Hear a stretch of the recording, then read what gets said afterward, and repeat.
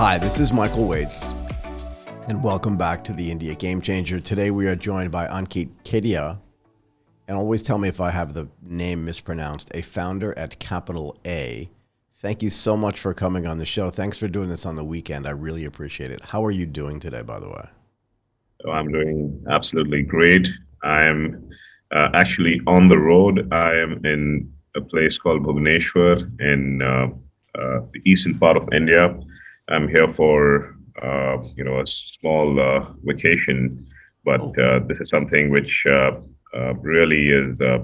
I've been looking forward to this. I've been looking forward to talk to you. I've listened to your podcasts in the past, and thank you. a couple of them have been extremely inspiring, especially for someone who's trying to work on the tech-enabled startup ecosystem.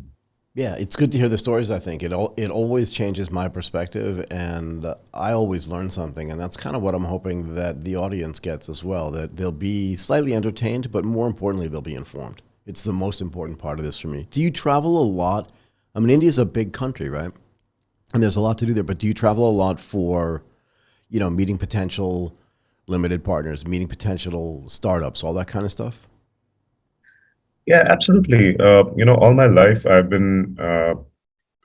I've been used to the fact that uh, face-to-face interaction with a lot of your clients or limited partners or founders has always been more impactful rather Yeah. than exchanging notes on a Zoom call or just interacting with each other on phone. But yes, I do travel a lot, most largely to Delhi and Bombay, which these are the two main hubs for a lot of emerging startups, and Delhi, especially given the kind of entrepreneurs that are springing up over there right now. It's the number one. I want to get to your background in a second, but this is actually interesting for me. Is there a difference, right? Like if you look at Silicon Valley, you look at what's happening in the Midwest, in Chicago, you look at New York, and you go down to Miami, like the startup ecosystems are distinctly different. If Delhi and Bombay are different as well, what's the difference for people that may not know? I think the sheer fact that the north of India is more densely populated, and there are a lot of engineering institutes up north, there is a tendency for a lot of startup founders to base themselves out of north, right? And that's usually the reason why a lot of startup founders make Delhi, Noida, Gurgaon especially because it's a much newer city, Right. and a lot of founders already had their offices and ecosystems there, so it's much easier for them to set up bases, find the right talent. So Gurgaon or Delhi is usually uh, jack of everything. You have founders across every space, based out of that part of the country. And when you come down a little on the west side, you have in Bombay, and because it's also known as the financial capital of India, Right. you find a lot of fintech startups over there, uh, and they usually have their offices in uh, the Bandra Kurla complex, which is again one of the top fintech spots there. And then you come down south to Bangalore. Bangalore, also known as the Silicon Valley of India, and the outsourcing capital of India or the world for that matter. You have a lot of tech-based startups, especially in the AI, ML, machine learning space, and you have a lot of tech startups based in India. And usually, the choice of most startups is to come to India because of the VC, to come down to Bangalore. I'm sorry, is because of the entire venture capital ecosystem that exists in Bangalore. You have all major VCs who have their offices in Bangalore. What can we just back up for a second and get some of your background as well so we can have some context as to how you got into this too? Yeah, if there was a book ever to be written on how people shift their careers 360 degrees, I think I probably would be chapter number one over there. Awesome. I had no plans of getting into investing, but how I started my career was the classic family managed business playbook. All my life, I've seen my family running a business. We had this plastic packaging business, which my father started 40 years ago in Guwahati, Assam. And then we moved to Bangalore in 96. And that's when he started this business of PET bottles or Yep. blow molded containers and packaging products for the FMCG, pharma, and the alcohol industry. And I came into business in 2006 after finishing my undergrad in a school in Western Michigan University in Kalamazoo, and then came back, worked for my father for a year, and then trained on the shop floor in our factory. And that's where, in fact, in your background, you see this girl holding a bottle, right, Right. which seems to be like a cosmetic or a lotion bottle. That's something that we used to manufacture for brands like Unilever, Procter and Gamble, Reckitt Benckiser, Coca-Cola, Pepsi, all the beverage bottles that we used to manufacture. And eh, my dad had a very clear conversation with me that, though you're entitled to have a room to yourself right away, but I'm not going to give it to you that easily. You really need to earn it. And that's when I started as a trainee on the shop floor. And mind you, I was a commerce graduate with absolutely no background in engineering academics. And and it was very clear that I had to report into the factory manager. And for the 2 years that I worked over there was perhaps an engineering course by itself. Right. And I learned about the machines and the electricals, the mechanicals, and everything. Worked my way up. And after 4 years of training, I think that is when finally I was given a small role on the board to handle the sales and marketing for Manjushri Technopack Limited. That's the company's name. Got it. And then we grew the business, and we had our first private equity infusion from a homegrown private equity fund called Kedara Capital. Got it. Uh, Founders of which are Sunish Sharma. He was the managing director at General Atlantic. Manish Kejriwal, he was the head at Temasek, and Nishant Sharma again from GA.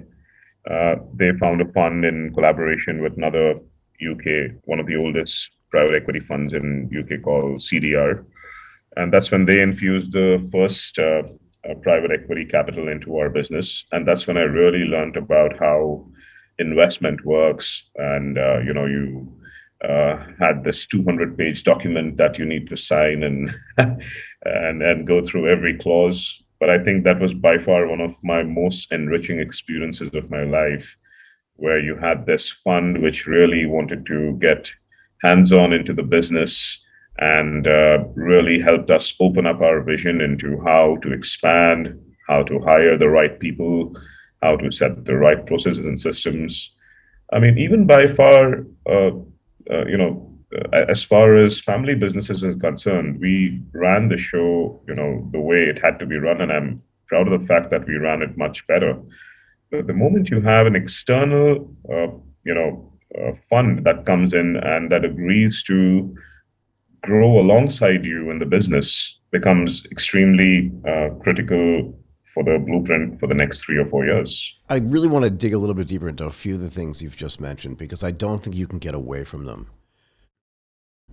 Do you think this lesson that your father was trying to teach you about this entitlement, right? You're entitled to the room, but you're not entitled to it now, kind of thing, and Yeah. encouraging you, or in a way forcing you to just go work on the factory floor where the rest of the employees kind of had to start, makes you understand just the difficulty in building the businesses. And then to even go further there, this idea then of getting an external investor who's a private equity investor and combining those things that you've learned into now then thinking, how does that impact the way I look at teams into which I invest and the way that they run their businesses? Does that make sense? Oh, absolutely. I'll perhaps start with the first one. Uh, I mean, the moment you have uh, a, a foreign educated son who probably, has all the reasons to dive right into the business, and you give him a role, and and then he'll learn uh, his way into this entire business and probably go through his journey himself. But the reason why he felt it was important to surround me with slightly more experienced employees and a lot of people who've been with the business for a long period of time was to surround me with people to help me understand the business, especially that I came from a non-engineering background. Right.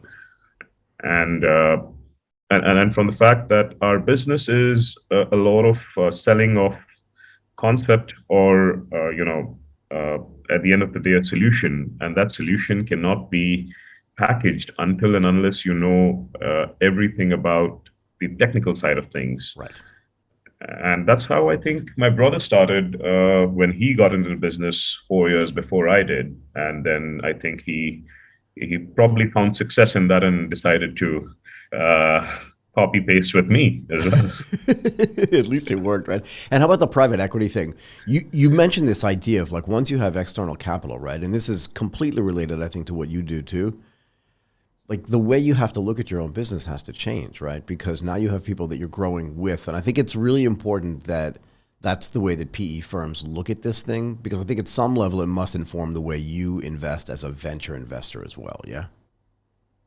Absolutely. When Kedara Capital came in, they came in with a significant minority interest in the company, which means they took upwards of 35% into the business. Yep.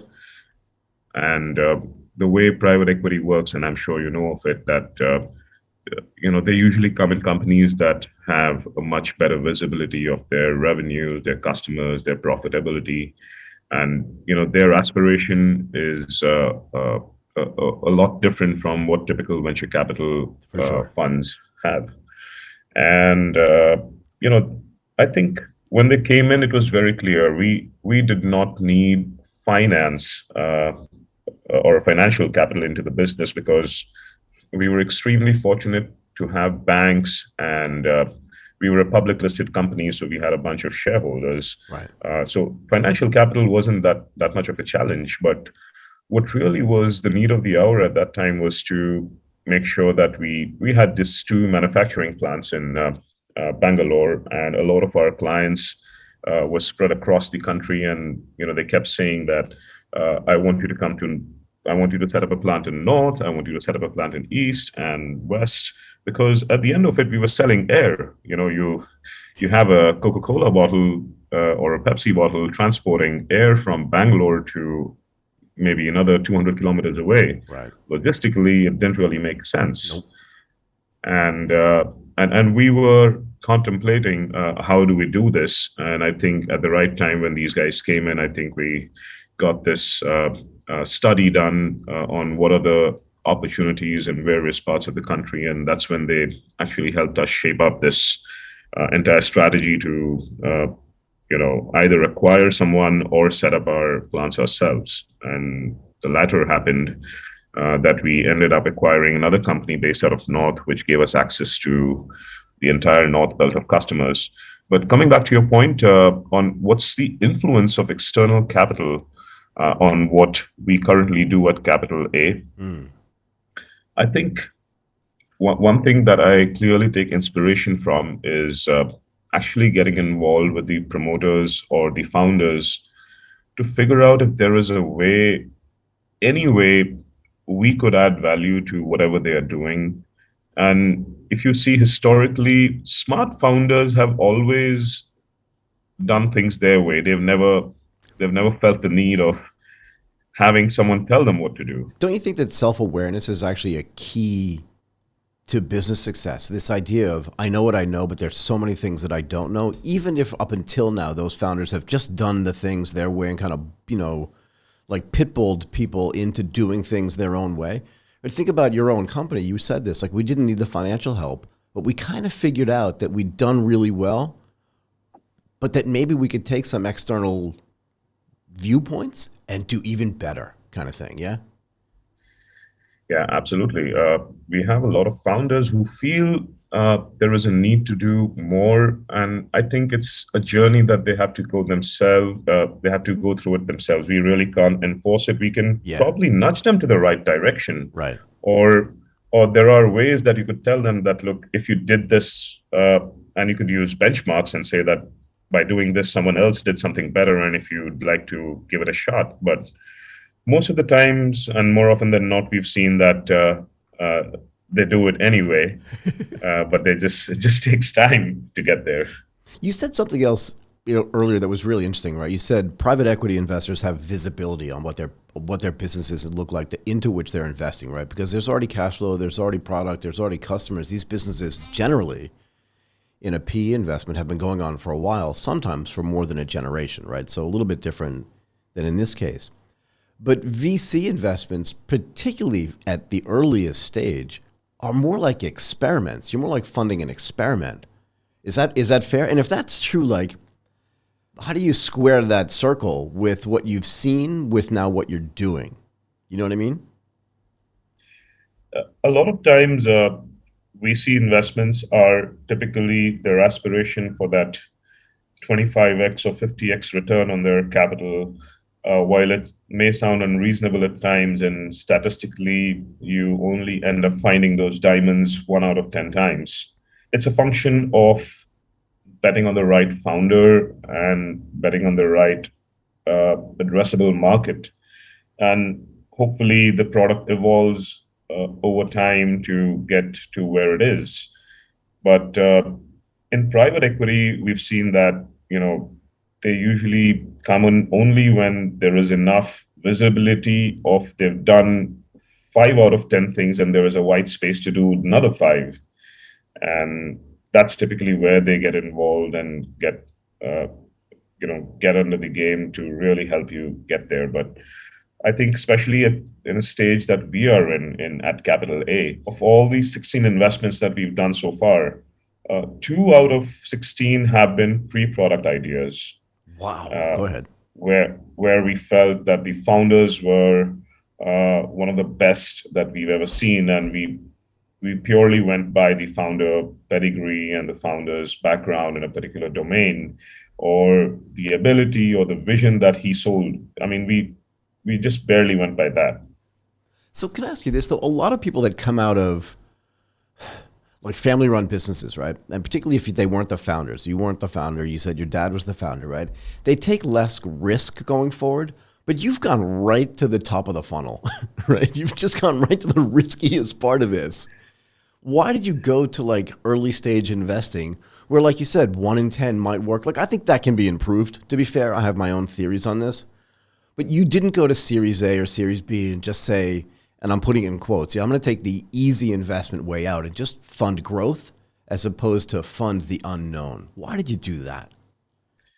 I think there are two ways that I'd like to answer that question, but the ability to take risk has been something which has been imbibed in all of us right from the beginning.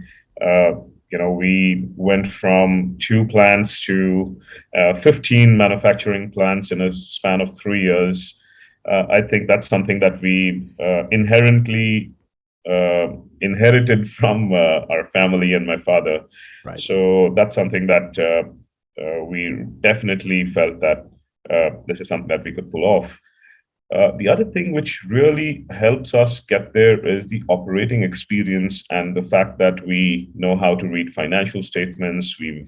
I mean, I've personally done 15 years of business now, so there is a bit of know-how on how and where could a company or a founder could go wrong. So with that conviction, at times it's much more easier to take some calculated risk and maybe sometimes even going into the unknown. But on the other side of things, where uh, on the growth stage, usually the deal flow that happens is then accessed by funds which have the appetite to deploy 5, 10, 15 million type of checks. And in the early stage where we are currently working with proprietary capital. The fund one of Capital A is proprietary capital, where we've said that this is 25 million. I'm not answerable to limited partners at this moment, although I'm building my network of LPs for my fund too.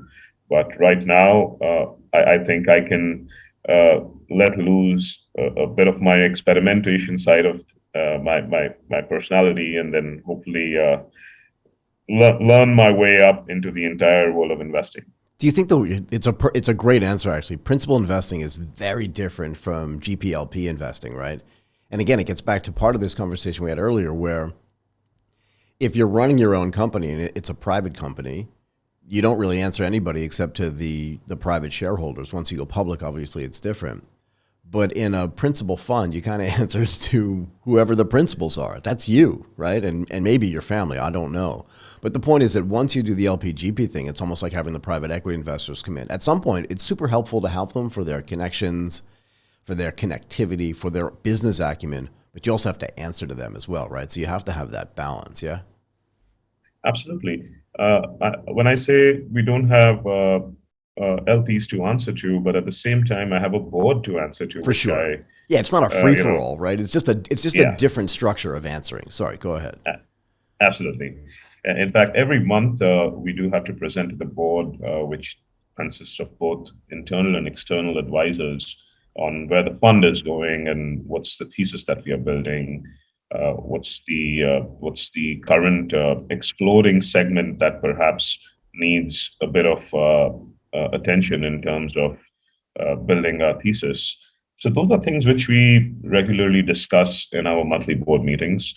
At the same time, we've also started to connect with a lot of like-minded professionals in particular domains. For example, one of the underlying themes in Capital A is supporting the entire electric vehicles and mobility ecosystem, where we feel that the future is EV. And while there are a lot of moving pieces on what particular segments of EV should we back, but there are there is enormous potential, and the energy that's coming out from the founders right now is incredible. Perhaps an unprecedented interest in this segment by both the the legacy brands and as well as the newer breed of startup It's founders. pretty exciting, yeah. Absolutely. What do you mean when you talk about like unconventional ideas in non-existing categories? Do you know what I mean? Because part of, I think, being a great investor, even being a great business builder, to be fair, is just having what I'll call clarity, right? Like you said, you invested in 2 out of the 16, which was like pre-product, just an idea from the investor. You can kind of talk to them and just think, I can envision, you can see me, my eyes are closed because I'm just kind of visioning this, but like I can envision this thing being 5 stages ahead and being a success. And I think it takes a certain kind of intellectual clarity to get there. Does that make sense? Absolutely. In fact, when I started off, and a very dear friend and a mentor, who who I really look up to, we had this conversation around clarity, and I love that word that you just used, Michael. The word clarity is so important for founders, especially when they are starting off. I mean, they they they have all the choices in the world. A smart guy with an engineering degree or an MBA has perhaps is roaming around with multiple offer letters Right. and has a lot of opportunities to participate in the entire emerging financial ecosystem of the country. This mentor that I really looked up to, and the piece about clarity is founders who are able to get that initial piece of clarity on what they are doing or what they plan on doing. uh, I think that itself is a launchpad for what's about to come. Yeah. And in a lot of times, we've seen that founders, while they have that clarity, so the typical 4 C's that I like to keep on telling all my founder friends. Uh, if you have that clarity and you need to evaluate what your choices are, the second C, and if you have the choices in front of you, do you have the courage to make those choices? And after you make the choice, do you have the guts to face the consequences? It's just the path to get to what you want, but the consequence could be a good consequence or a not so good consequence. And as long as you have the clarity to take that choice and the courage to make that choice, I think the consequence then becomes immaterial, right? Because you knew what you signed up for Exactly. right at the beginning. And that's something that we evaluate with the founders, and something that I'm very fond of, which I call it a vibe check. You check everything, right? You do a check about the business, you do a check about the founders, you find out about his background from the industry or his friends or his colleagues. But I think the vibe is an extremely personalized conversation that you can only do with the founder. And you close your eyes and you try to visualize what he is, what you're imagining a product to be. And I think that it just gets supplemented by a conversation with the founder, face to face, heart to heart. And do you feel like the more conversations you have, the better you get at judging what that vibe is? Uh, Definitely, because when you meet him her in two or three different environments, you get to know what they're really thinking about. And I think this is the conviction just evolves over time. You would probably have a second conversation with him or her only if you found the first vibe really vibing with both of you. Well, that's the other thing too, right? In other words, you do want to feel like you're a part of it. Even at the earliest stages, right, where there's not much of a business to be a part of, you kind of feel like you want to be a part of that thing. I mean, isn't that part of the idea of giving them the money? It's not like you want to micromanage it, but you feel excited about that thing could actually be kind of cool. How can I be a Right. part of that? Do you know what I mean? Because like that's your involvement as well, no? And it's different than just giving money, no? It's something that we uh, struggle with from time to time, because when you're so involved with the founders in the early stages, you want to make sure that you wear your investor hat and not really the pseudo founder hat, Right. because that's and that's something which I keep telling my team, that if you do get involved with the founders, make sure you know where your limits are, and you're just not telling him what to do, but at least it's to ensure you are the GPS for the founder. If you ever need to be, you don't really need to construct that road for them, but they have to do it themselves. But at the end of the day, while you could get emotionally involved with uh, an investment, we also need to remember that we have, and if and ever when we launch a fund, we have LPs to answer to, and the entire investment needs to make a return, and there are other investments which may or may not make it. But on an overall MOIC level, you still need to make sure your fund is doing well. Agreed. So that way, you need to be a little hands off while getting extremely EQ involved with the founder. Yeah, I think so too. In a way, I kind of look at this as like great parenting, right? You want to make sure your kids don't walk into the middle of the street when the car's coming, but at some level, you kind of want to make sure that they feel confident enough to walk wherever they want to walk without you kind of pulling them back every single time they almost make a mistake. You know what I mean? Anyway, that's kind of how I feel like it. I'm curious about this though. When you look at your portfolio, or I think about this from my equity trading days and my portfolio trading days, we spent a lot of time talking about portfolio management. Like, I need a little bit more of this in my portfolio because I'm already heavily weighted to that kind of thing. Do you think about that too? Or are you just like completely sector agnostic? Like, how do you think about that construction part of this? I think given that during my uh, days with the family business, where I spent a lot of time with uh, the enterprise business side of things, I believe I I bring a lot to the table as far as B2B businesses are concerned. And while we like to call ourselves an agnostic fund, uh, we and then every fund has an evolution of preferences, and I think we are getting there as well. But given that we did a lot of key account management We know how enterprise businesses work. I think that's something that's clearly becoming a larger part of our theme at Capital A. What we the antithesis to most of the the plans of investments that we have going forward is definitely uh, to avoid investing in consumer businesses. And while personally I love the D2C side of things, but the kind of checks that we write and the startups that we support, I think perhaps may not be the most suited for consumer businesses, maybe for consumer tech, but not for consumer products or personal care Interesting. or that side of the landscape. More than that, I think even emerging businesses in the EV and the fintech side of things, there are a lot of moving pieces when it comes to uh, you know payment gateways or large fintech products. I think if we get in there early, it's good for us. But most of the fintech uh, deals that we get are upwards of a certain valuation, and where we think we perhaps will not be able to get that ownership and ultimately make that return for us. Right.